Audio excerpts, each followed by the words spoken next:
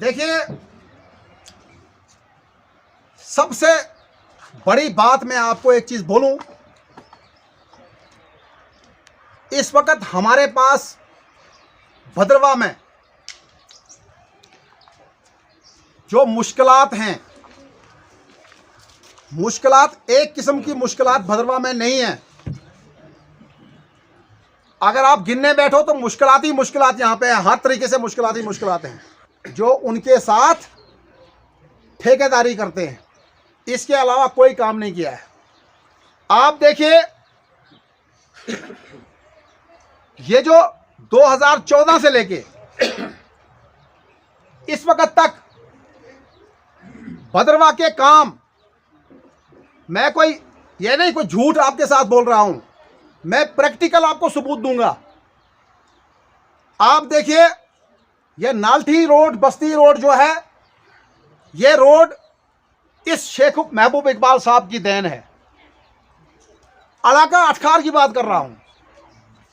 अभी भेजा से थनहला जो रोड का काम चल रहा है, यह भी शेख महबूब साहब की देन है, इसमें कोई दो राय नहीं है। उसके बाद आप देखिए, रिसेंटली परसों ये मोंडा के कुछ लोग मेरे साथ यहां पे हैं। मोंडा रोड का इशू है हमारा, जो कि जेकेपीसीसी के पास है, उसको हमने ट्रांसफर कराना है आर&बी डिपार्टमेंट के पास।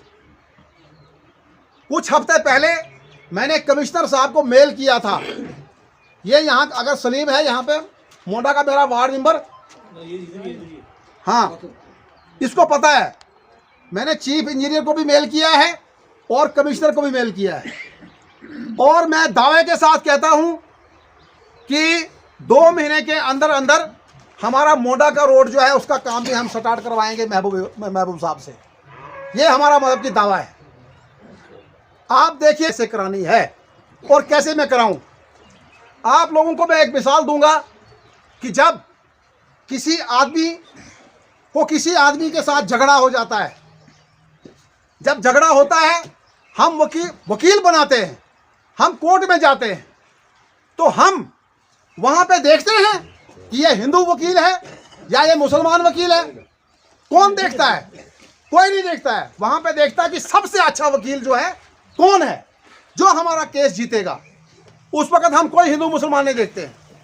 हम देखते हैं यार, यहाँ का भद्रवाह का वकील चंद्रकांत जी बहुत अच्छे वकील हैं, जो हिंदू के नाम पे, मुसलमान के नाम पे ये हम लोगों से वोट मांगते हैं।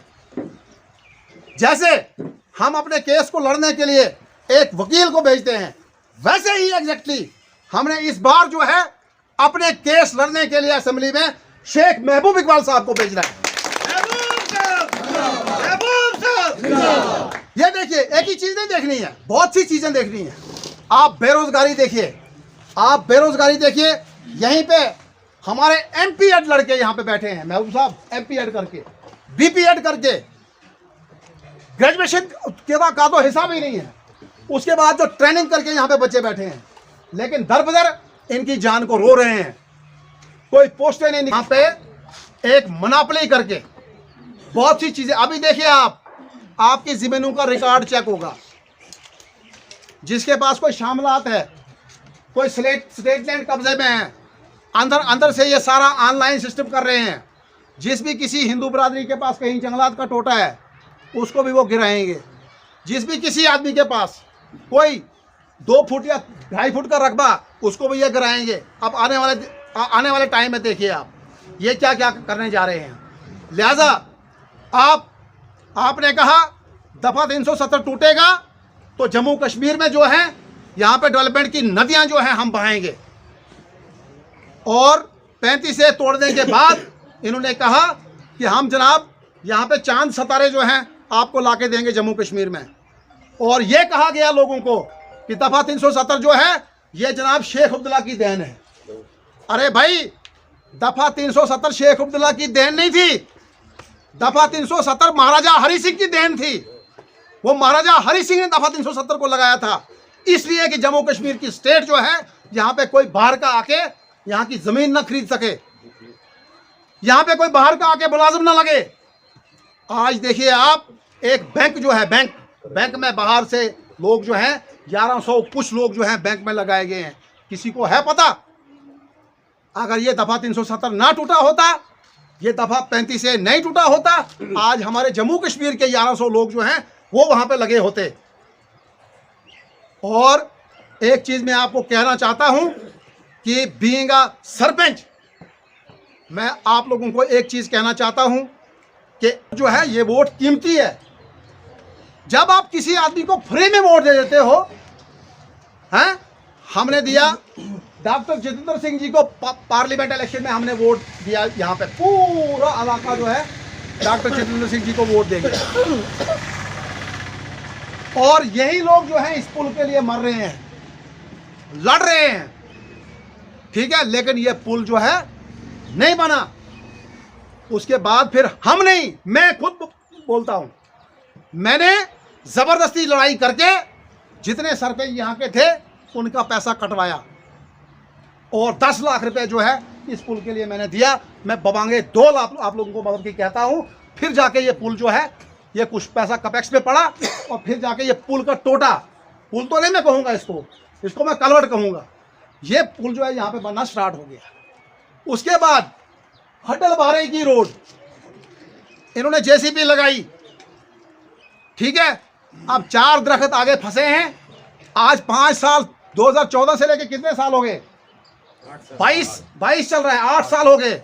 वो 10 दरख्त का जो है वो मतलब कि नहीं हो रहा है, उसकी क्लियरेंस नहीं हो रही है, उस वजह से वो रोड जो है वो रुकी पड़ी है।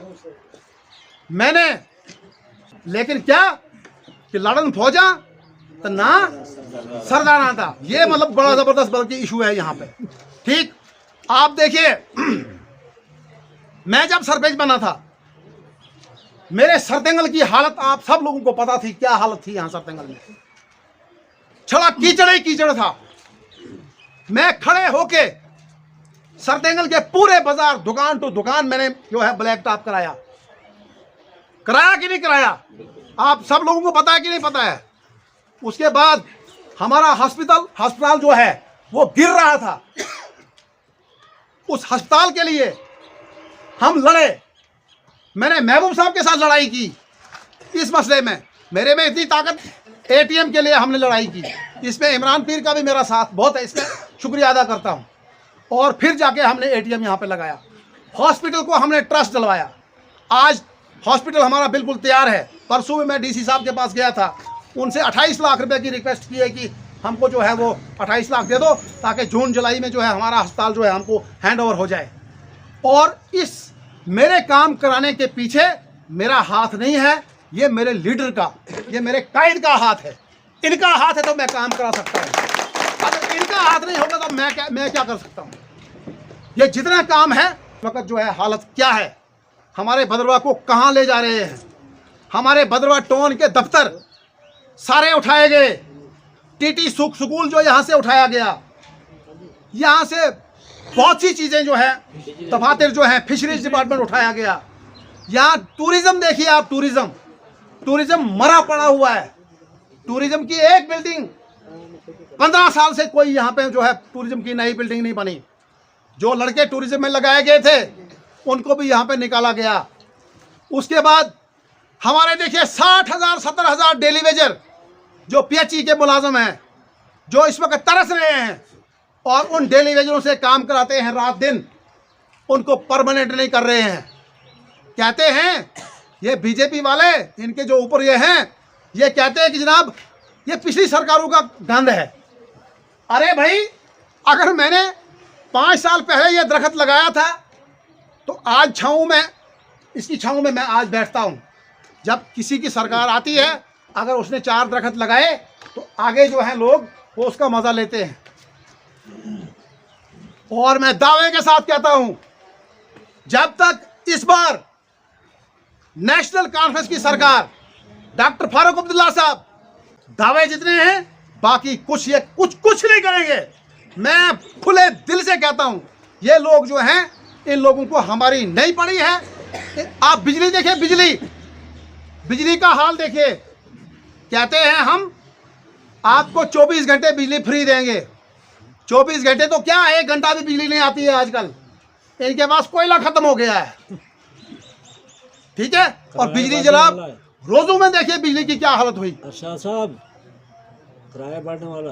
और किराया जो है कुछ परसेंट 25 रुपए यूनिट, 25 रुपए यूनिट जो है, मैंने सुना परसों कि 25 रुपए यूनिट जो है अब बिजली जो है आपको लगेगी।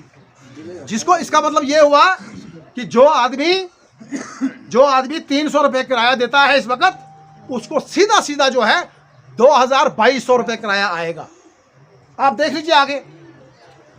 अगर इन चीजों से हमने बचना है, इन चीजों से हमने नजात पानी है, तो हम लोगों को इकट्ठा होना पड़ेगा।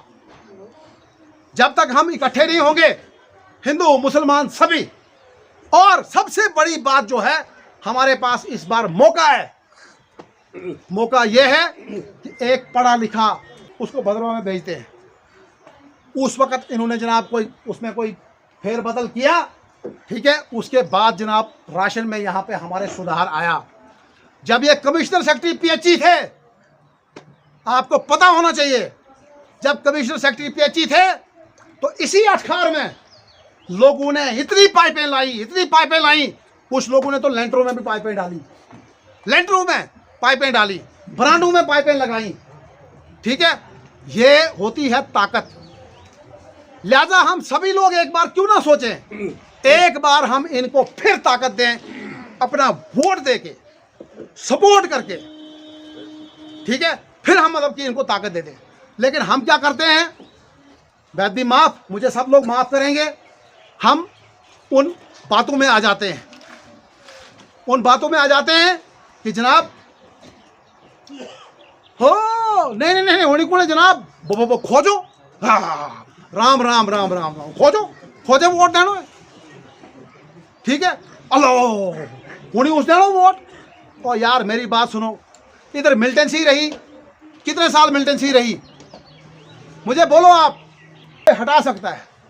मैंने कहा ना, जब हम केस लड़ते हैं तो हम देखते हैं कि अच्छा वकील कौन है, वो हिंदू हो या मुसलमान हो।